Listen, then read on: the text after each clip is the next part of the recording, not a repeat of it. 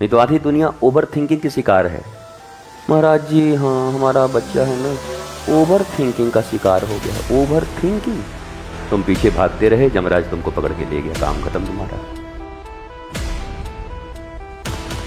और वैसे ऐसे पानी मिलाया, इतना केमिकल मिलाया, दूध तैयार हो गया। डिवोशनल एक्टिविटीज, बट कहां गया आपका हैप्पीनेस? पढ़ाई भी पढ़ ली, नौकरी भी कर ली, पैसे भी आ गए, आपने जो जो चाहा उसमें से 10-20% चीजें मिल भी गई,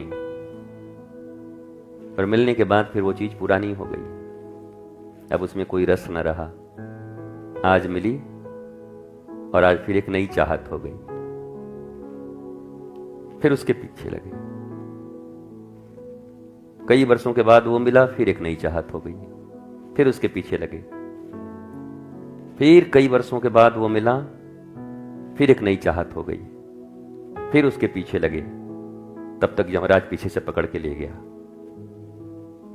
तुम पीछे भागते रहे, यमराज तुमको पकड़ के ले गया, काम खत्म तुम्हारा। बचपन में हम लोग खेल खेलते थे, छोटे छोटे बच्चे 4 बजे स्कूल से वापस आते थे, 4 से 5:30 तक खेलने का समय मिलता था, संध्या होने से पहले तक। बाहर मोहल्ले में एक साथ सब बच्चे जुड़ते, कोई क्रिकेट, कोई ये मारो पीटो उछलो कूदो, यही सब करते थे बच्चे पहले। वीडियो गेम और टीवी तो था नहीं कि बैठ के उसी में ऐसे ऐसे।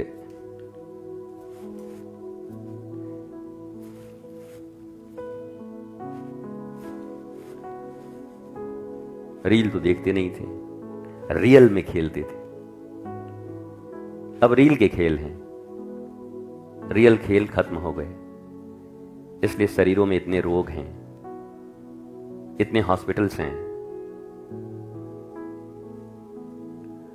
इतनी बीमारी पहले नहीं थी।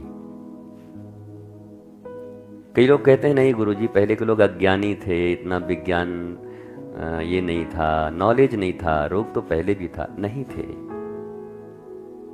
पहले प्रकृति साउंड थी, अच्छी थी, जल इतने पॉल्यूटेड नहीं थे, वाटर, एयर,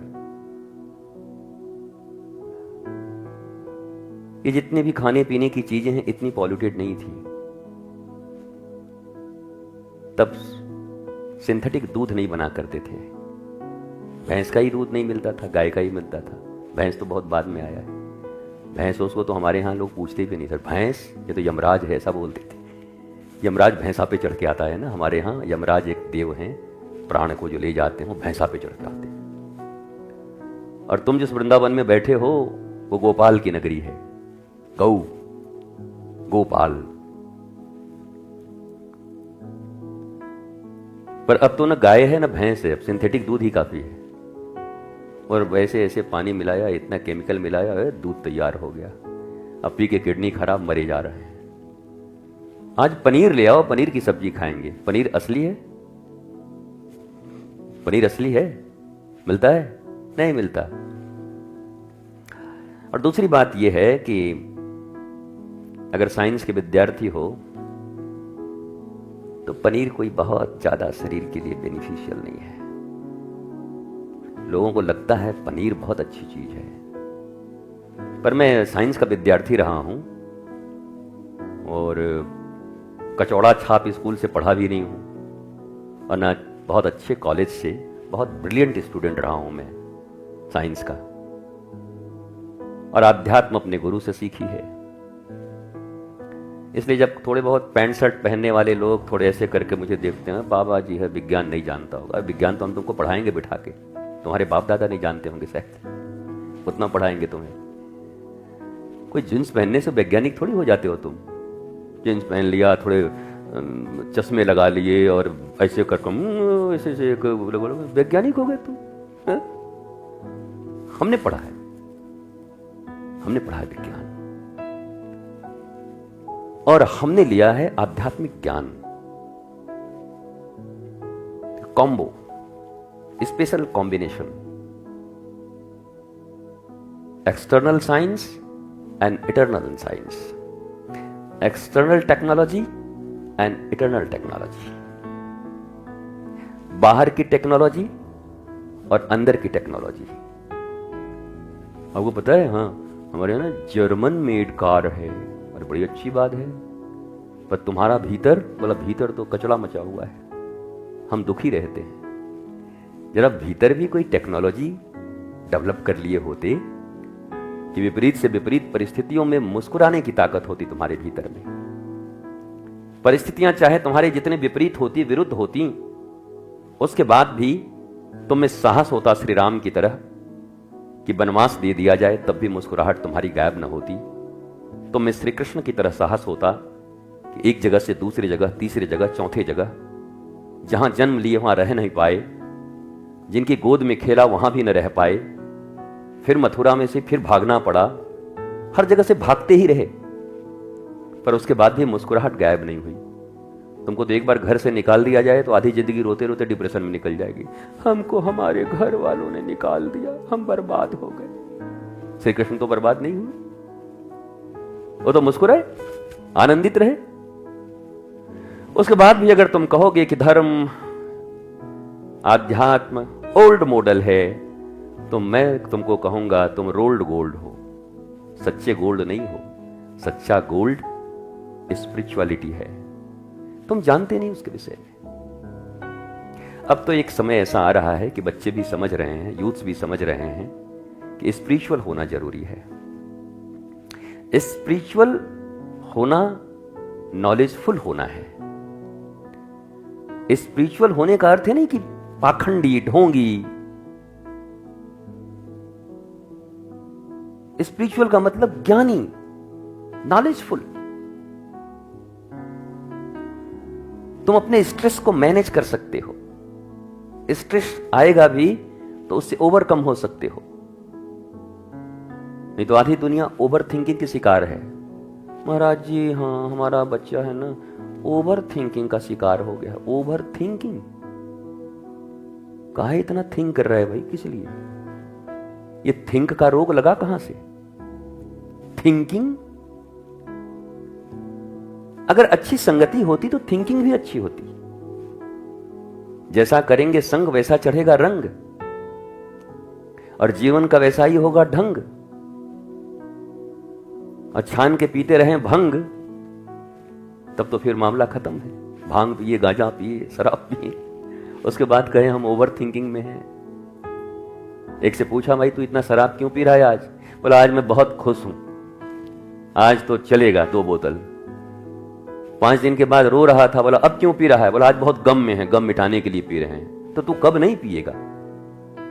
खुशी है तो एंजॉय करने के लिए, सेलिब्रेट करने के लिए पी रहा है, गम में है तो गम मिटाने के लिए पी रहा है। तो ठीक ही कहते हैं, पीने वालों को पीने का बहाना चाहिए।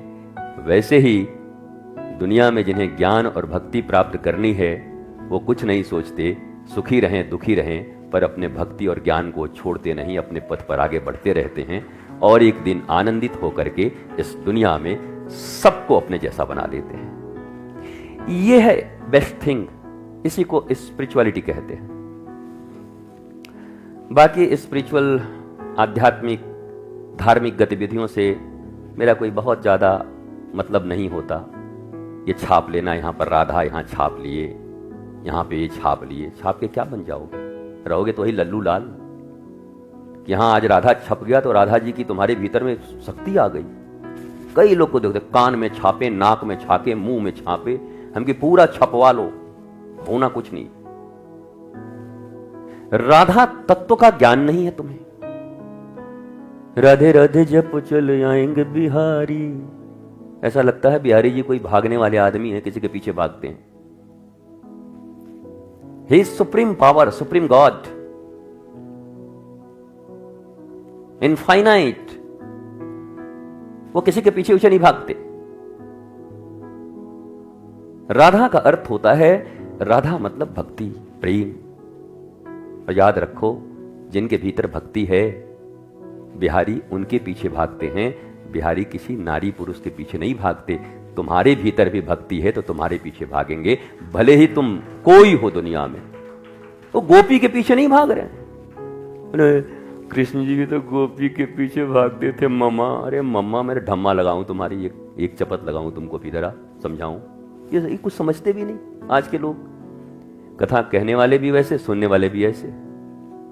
कहने वालों को सिर्फ इतना मतलब है कि चौथे दिन में कैसे माल ले लूं, 5वें दिन में रुक्मिणी विवाह के दिन कैसे बढ़िया माल चढ़वा लूं, और सुनने वाले को भी यही है कि सुन के ऐसा फल प्राप्त हो जाए कि ठेकेदारी प्राप्त हो जाए। दोनों एक ही धंधे में लगे।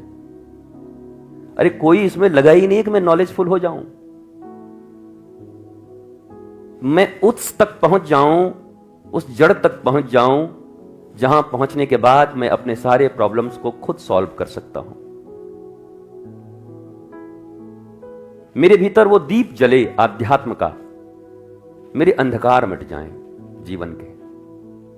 धर्म दीपक है, आध्यात्म दीपक है, प्रकाश, सनलाइट, जो अभाव समस्या रूपी सारे अंधकार को समाप्त कर देती है। This is spirituality, nothing else. ये जो तुम करते हो, these are devotional activities, not devotion. There are big difference between devotional activities and devotion. भक्ति और भक्ति की क्रियाओं में बड़ा अंतर है। भक्ति की क्रिया करते हुए हम भक्त होंगे ऐसा जरूरी नहीं है। हिरण्यकश्यपु ऐसी तपस्या करता था कि किसी के बाप दादा नहीं कर सकते। एक बार बैठा भूखे प्यासे तो ओम ब्रह्मदेवाय नमः, दीमक लग गए शरीर में। तुम किए हो ध्यान? मक्खी बैठ जाए तो ध्यान टूट जाए तुम्हारा। बगल से कोई गुजर जाए, हम ध्यान कर रहे थे, मेरा ध्यान तोड़ दिया। तुम्हारा ध्यान था कि दान था? कौन सा ध्यान कर रहे थे तुम? अब जरा सोचो हिरण्यकश्यपु के विषय में, जिसको दीमक खा गए पर उसका ध्यान नहीं टूटता। डिवोशनल एक्टिविटीज,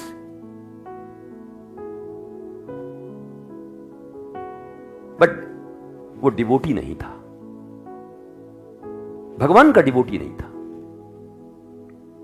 वो डिवोटी था पर दुर्गुणों का था, अहंकार का था। और दुर्गुण अहंकार मनुष्य के जीवन में आनंद प्रेम शांति नहीं लाते, बल्कि उसे और परेशानियों में डालते हैं, मृत्यु की तरफ ढकेलते हैं। जैसा इतना पूजा, इतना जप करने के बाद भी क्या पाया हिरण्यकश्यपु? मौत। मौत भी कैसी? फाड़ डाला नरसिंह भगवान ने सीधा। अभी नरसिम्हा पिक्चर आई है, आप लोगों ने, बच्चे सब जा जाके देख रहे हैं, कैसा पकड़ के फाड़ दिया बीच में। न रात में, न दिन में, न ऊपर, न नीचे, न यहां न वहां, चर फाड़ दिया ऐसे करके, मामला खत्म। बताओ, इतना पूजा पाठ करने के बाद अगर फाड़ दिया जाऊं तो ऐसे पूजा से तो मैं मैं तो कहूं नहीं करना मुझे ऐसा पूजा। हिरण्यकश्यपु इतना पूजा किया, इतने डिवोशनल एक्टिविटीज, इतनी तपस्या, उसके बाद बेचारा मर गया। काय को ऐसा तपस्या करना है? तपस्या महत्वपूर्ण नहीं है। What's your process? It's not important. What's your motive? It's more important. तुम्हारा तरीका क्या है करने का, यह इंपॉर्टेंट नहीं है, उद्देश्य क्या है।